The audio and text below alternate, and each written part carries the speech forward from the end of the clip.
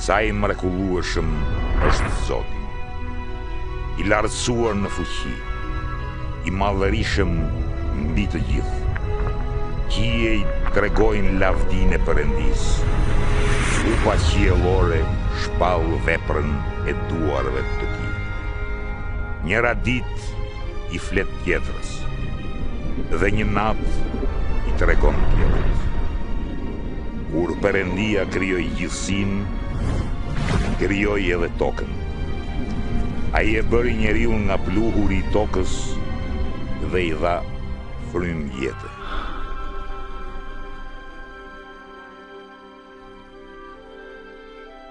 Kështu në fillim, ata e respektonin dhe e nderonin Zotin, dhe ishin në harmoni me të.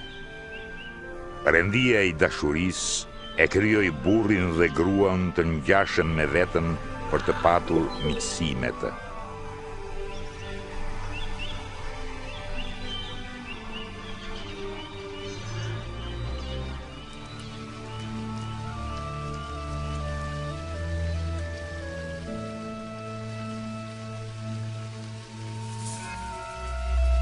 Kjo zgjati deri atë ditë kur djalli e tundoi gruan për të ngrënë frutin e ndaluar. Ajo ja dha frutin edhe burrit, i cili bëri të njëjtën gjë. Në këtë mënyrë, njeriu ju kundërvu Perëndisë dhe shkoi në rrugën e tij.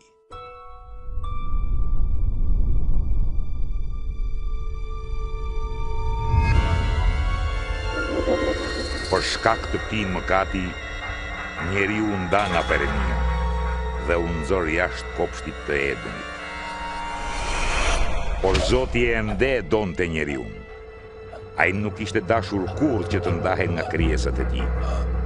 Megjithatë, si mund ishte Perëndia i shejtë dhe burimi i drejtësisë së përsosur nëse nuk gjykonte njerëzimin për mëkatin e tij? Në librin e tij të shenjtë, Perëndia shfaq planin që ka për të shpëtuar botën nga gjykimi. Abrahami ishte njëri nga të parët që pa shpalosjen e këtij plani.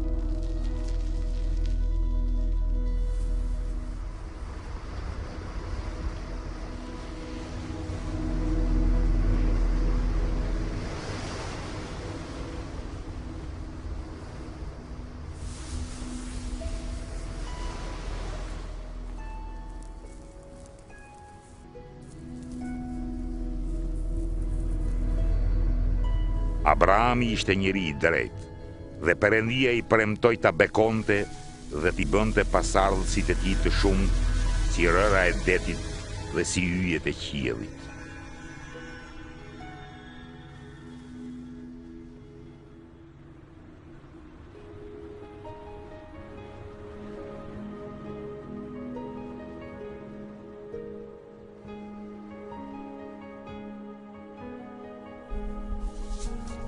Për ta vënë në provë bindjen e tij, Perëndia i tha Abrahamit të flionte birin e tij.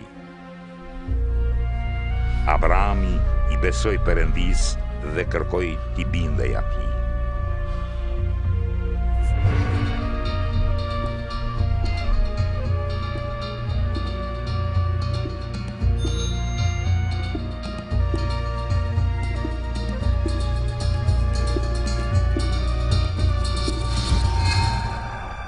Po kur ngriti thikën për të vrarë të birin, engjilli i Zotit e ndaloi. Ai e pa që Abrahami kishte besim tek Perëndia dhe ishte i gatshëm t'i bindej atij. Pastaj Abrahami pa një dash që ishin ngatruar brirët në një kaçub dhe ai flijoi dashin si sakrificë për Zotin në vend të birit.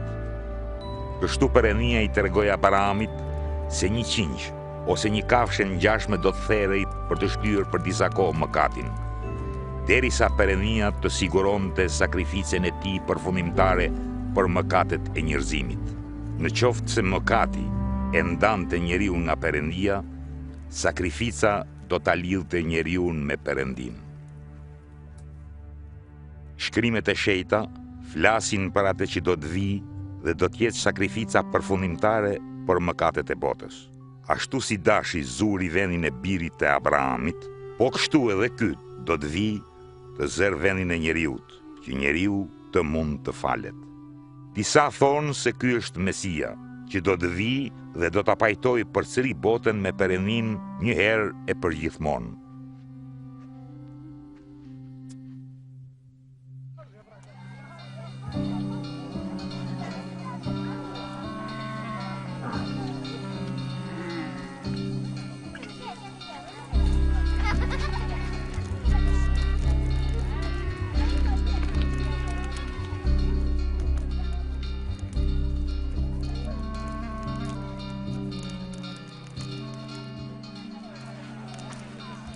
Profetët parashikuan shumë gjëra për Mesin qindra vjet para se ai të vinte.